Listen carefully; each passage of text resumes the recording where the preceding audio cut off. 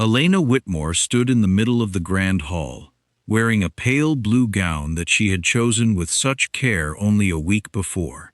The chandeliers above her sparkled, and 200 guests filled the room, waiting for the announcement of her wedding date. She had imagined this moment many times. She had never imagined it like this. Lord Reginald Ashford stood a few feet away from her, a folded letter in his hand.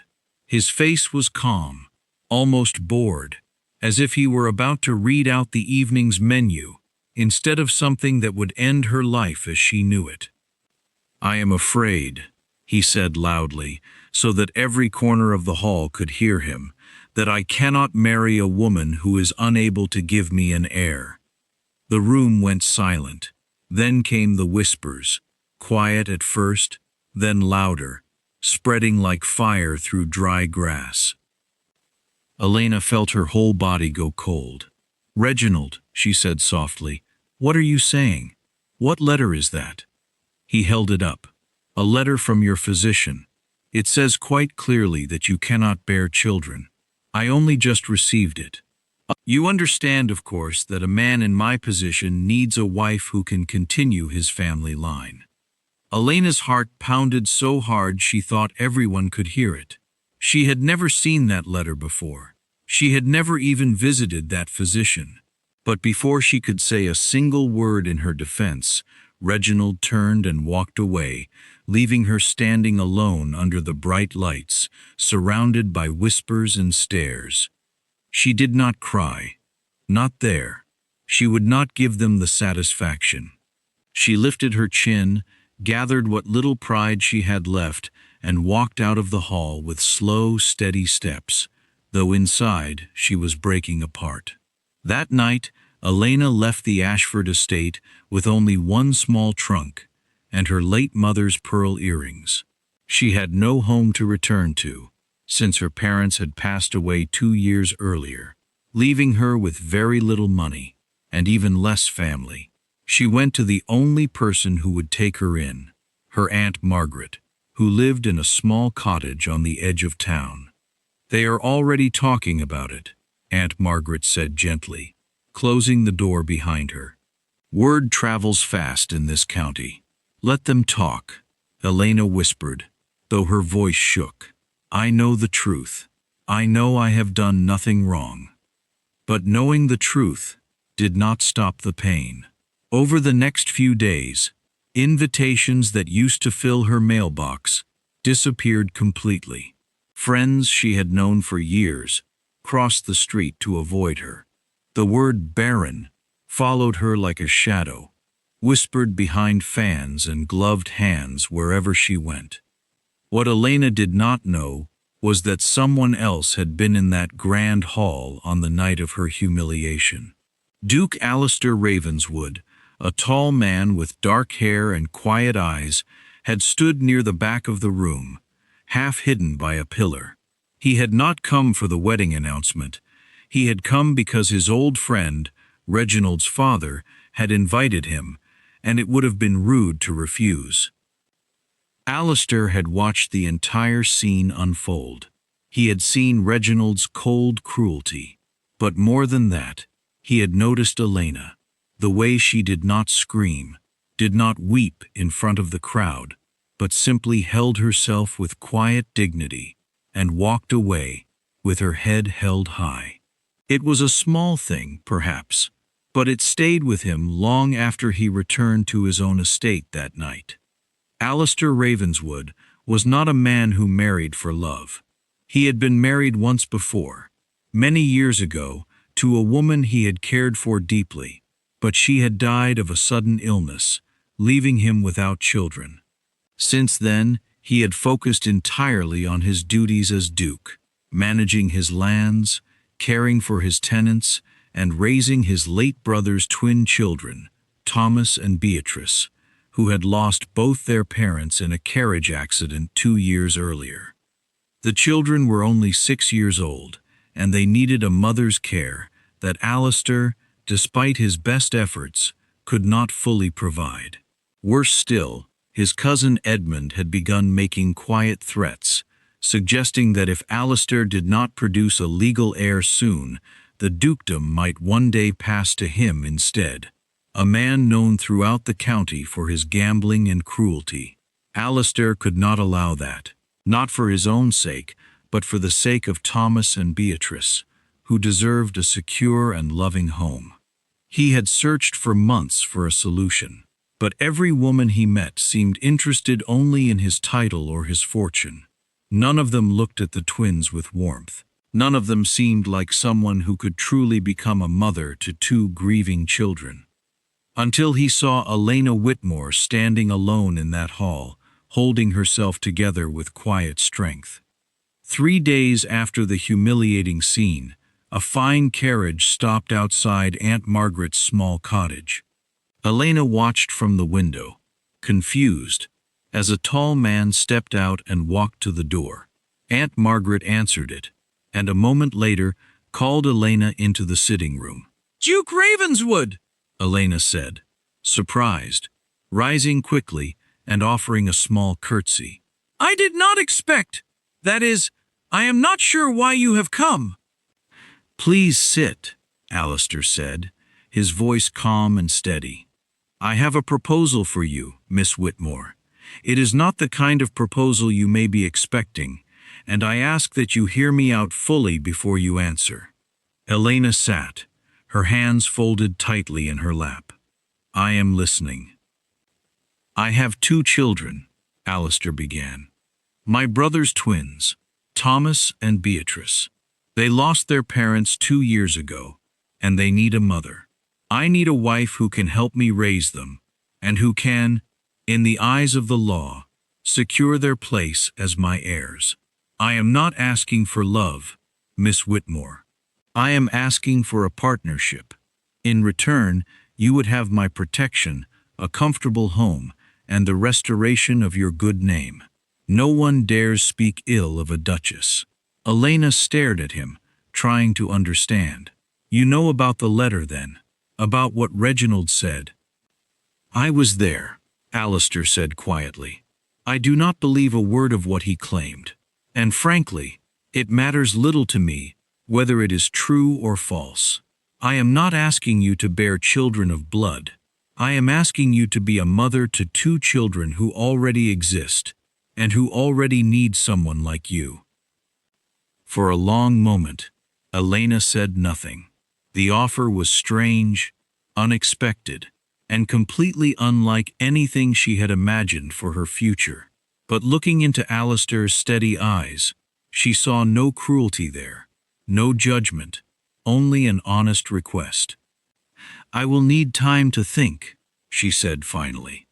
"Of course," Alistair replied, rising to leave. "Take all the time you need. But know this, Miss Whitmore. Whatever you decide, I do not think less of you. I think Reginald Ashford is a fool, and society will one day see that too." That night, Elena lay awake for hours, staring at the ceiling of her small room. She thought of the hall full of whispering guests, of Reginald's cold voice, of the years she had wasted loving a man who saw her as nothing more than a means to continue his bloodline. She thought, too, of Alistair's calm offer, so different from anything she had known before. By morning, she had made her decision. The wedding was small and quiet, nothing like the grand affair she had once planned with Reginald. Only a handful of guests attended, including Aunt Margaret, who cried happy tears throughout the short ceremony.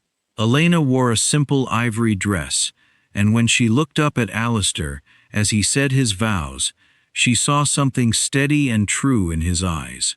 Not love, not yet, but respect. It was more than she had ever received from Reginald. Moving into Ravenswood Manor was overwhelming at first. The estate was grand, far larger than anything Elena had known, with long hallways and tall windows that let in soft morning light. But what struck her most were the 2 small faces that peeked around a doorway on her first morning there. Thomas and Beatrice were shy at first, clinging to their nanny's skirts and watching Elena with wide, uncertain eyes. She understood their hesitation completely. They had already lost so much. Why would they trust a stranger to stay? Elena did not push them. Instead, she sat on the floor of the nursery each morning, quietly reading books or building towers of wooden blocks, letting the children approach her in their own time. Slowly, very slowly, Beatrice began to sit beside her during story time. A few weeks later, Thomas offered to show her his collection of small stones he had gathered from the garden. "This one is my favorite," he said seriously, holding up a smooth gray stone. "It looks like an egg, but it is not an egg. It is just a rock. It is a very fine rock," Elena said, matching his seriousness perfectly. "I think it might be the finest rock I have ever seen." Thomas smiled, a real, genuine smile, and something warm bloomed in Elena's chest. It was the first time since the disaster with Reginald that she had felt truly happy. Alistair noticed the change in his household too. He often found himself pausing in doorways, watching Elena with the children, surprised by how naturally she had become part of their small, broken family. She never forced affection or tried too hard. She simply showed up, day after day, patient and kind, until the twins began to trust her completely. One evening, several months after the wedding, Alistair found Elena in the garden, watching the sunset. He walked over and stood beside her quietly. "They asked for you today," he said. "Beatrice wanted you to braid her hair before bed. She said you do it better than the nanny." Elena smiled, a little embarrassed. "I am glad.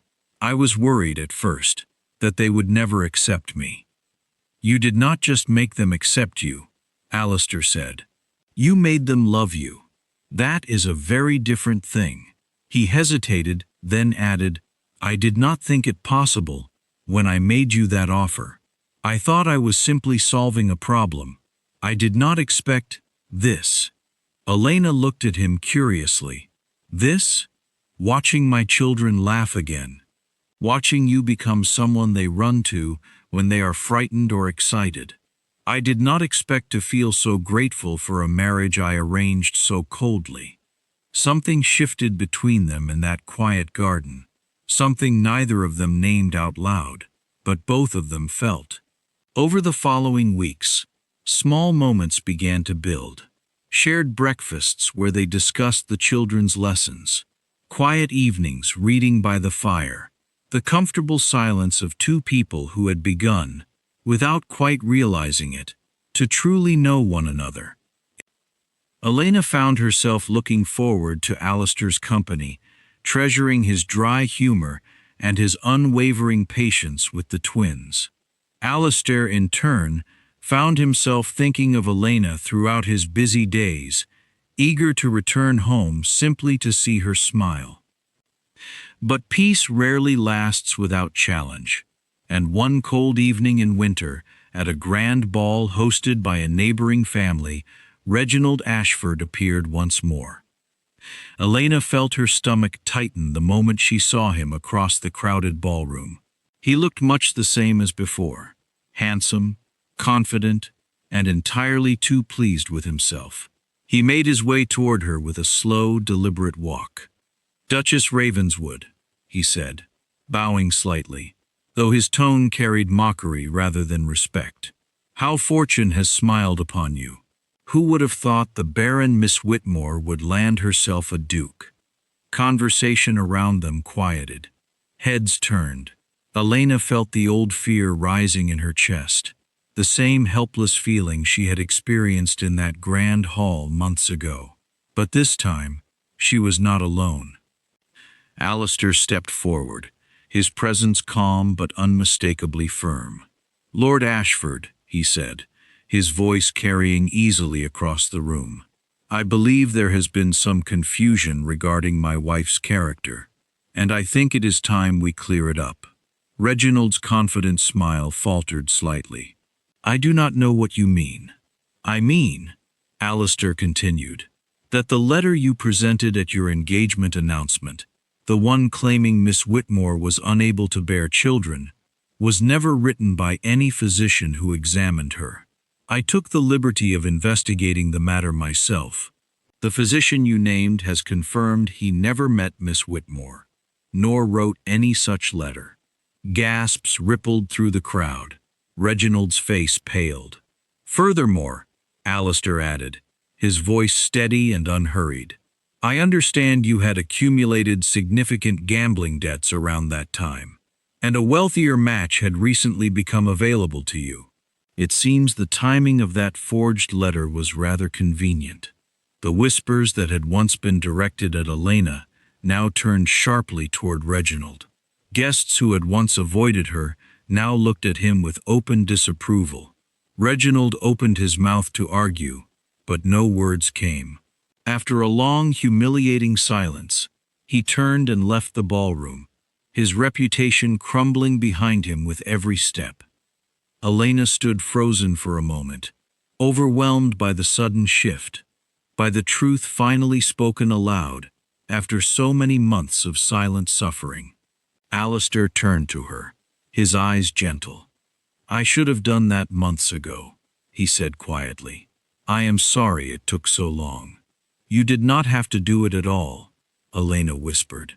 "But thank you." "I did not do it simply because it was right," Alistair said. "I did it because I could not stand to hear him speak about you that way. Not about the woman who has given my children their laughter back. Not about the woman I have come to love." Elena's breath caught. "You love me." "I have for some time now," Alistair admitted. "I did not expect it. I did not plan for it. But watching you with Thomas and Beatrice, watching your strength and kindness every single day, I could not help myself.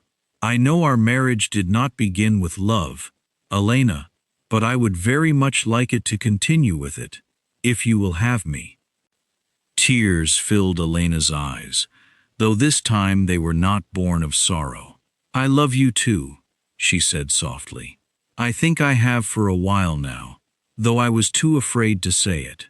That winter evening marked a new beginning for the Ravenswood family.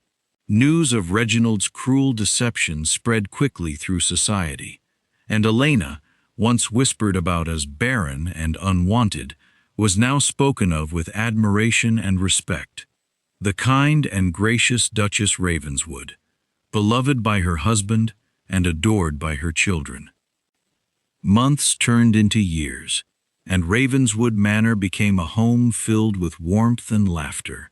Thomas and Beatrice grew older, secure in the love of two parents who cherished them completely.